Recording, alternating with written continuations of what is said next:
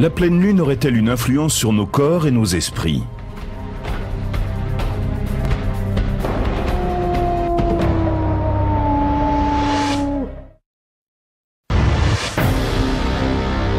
Quand on étudie les mystères qui entourent cet astre, le plus connu et le plus controversé est celui qui accorderait à notre satellite une influence sur notre esprit et notre corps. Nous savons qu'il y a une relation entre la Terre et la Lune.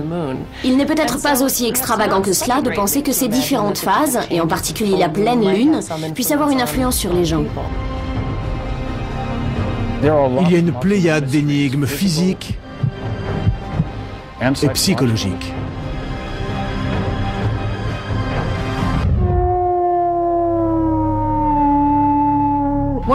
Lunatique, c'est ainsi qu'on qualifiait certains malades atteints de folie.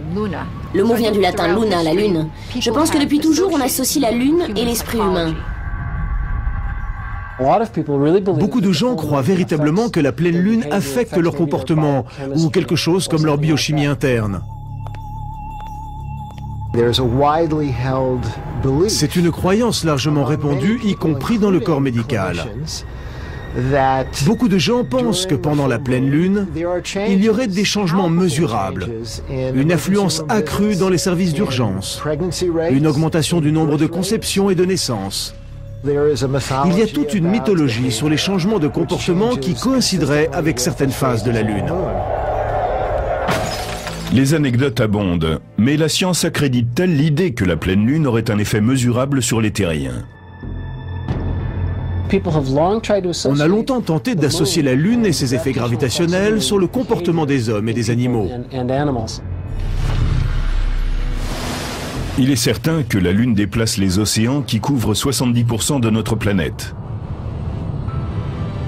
Donc si le corps humain est composé de 70% d'eau, ne pourrait-elle avoir également une influence sur les êtres humains? Certaines personnalités éminentes de la communauté médicale ont noté des changements comportementaux et physiologiques chez leurs patients durant la pleine lune. Nous devons avoir l'esprit ouvert, continuer à être des observateurs attentifs et envisager comme hypothèse la relation entre les différentes phases du cycle lunaire et notre comportement, ainsi que la façon dont évolue notre santé et les maladies que nous contractons. Et puis, il faut probablement que nous nous posions de façon créative, critique et rigoureuse la question suivante: est-ce possible?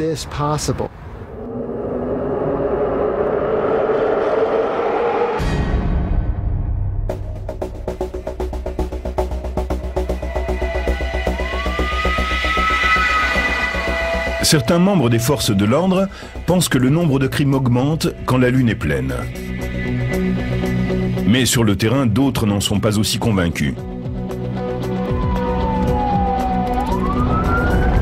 Personnellement, je considère que c'est un mythe. Daniel Castro est un policier du commissariat d'Hollywood West.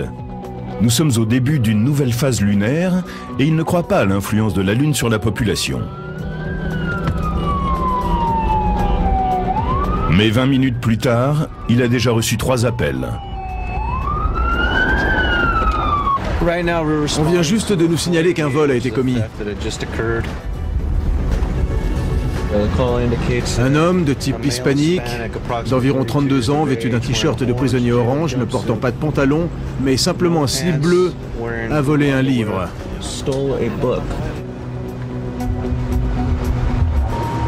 Là, nous avons reçu un appel pour un 2735. Ça veut dire qu'une violence domestique a été commise. C'est la première agression de ce type depuis un moment.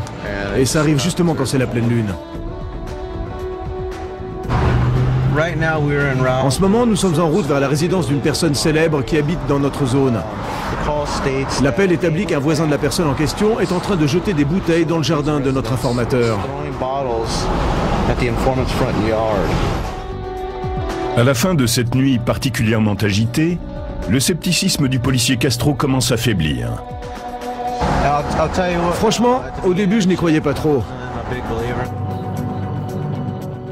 Mais je commence à changer d'avis.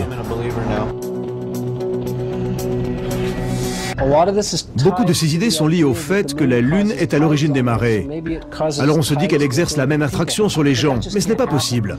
La Lune n'exerce aucun effet de marée sur notre corps. Mon torse ne va pas s'élargir sous son influence. Le Dr Pressman, médecin au centre médical Cedars-Sinai de Los Angeles, sait que certains de ses pairs pensent que la Lune influence le comportement humain.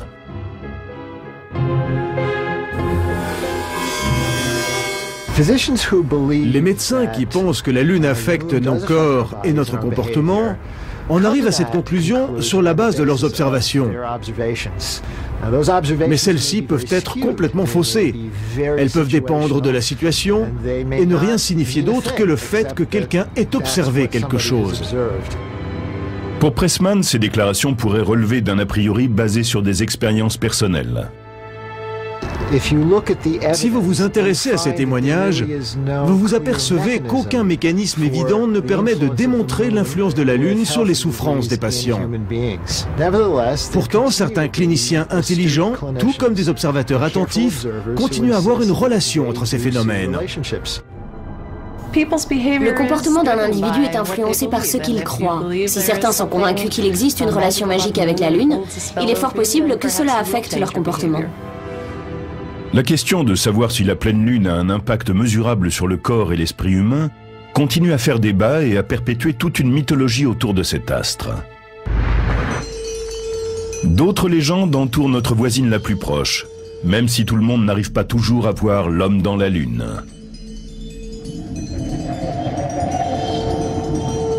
Ce qu'on appelle l'homme dans la Lune, ce sont ces immenses zones sombres qui forment ce que certains estiment ressembler à des yeux, un nez, un visage souriant.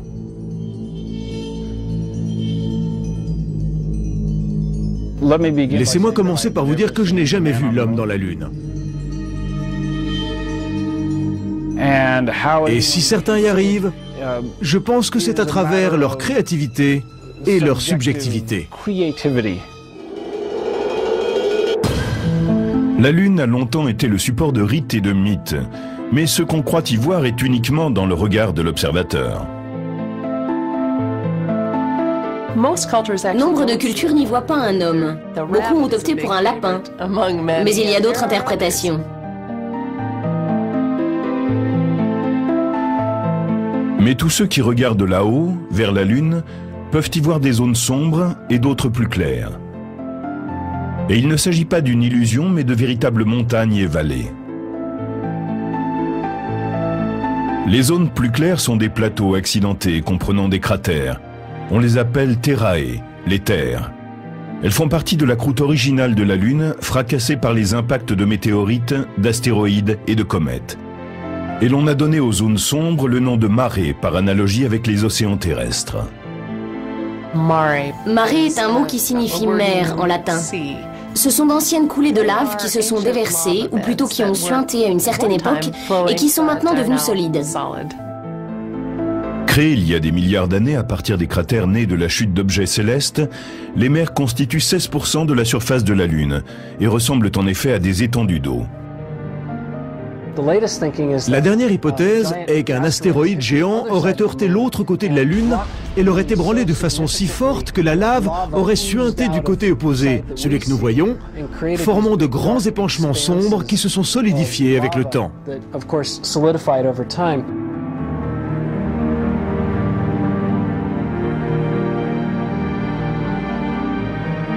L'ancienne activité volcanique a dessiné ce contraste entre les zones lumineuses et les zones sombres, et a créé une image dans laquelle certains voient un visage humain.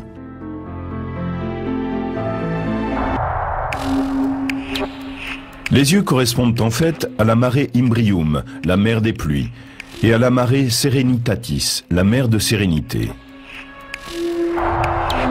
Le nez est le sinus asteum, c'est-à-dire le golfe torride. Et la bouche ouverte est la marée Nubium, la mer des nuages, et la marée Cognitum, ou la mer de la connaissance. Voir un homme sur la Lune est peut-être une façon d'essayer de comprendre son mystère et comment nous lui sommes étroitement liés. Les civilisations ont été fortement influencées par les énigmes de la Lune. Autrefois, le calendrier, l'agriculture, les mathématiques et l'astronomie prenaient appui sur les différentes phases lunaires.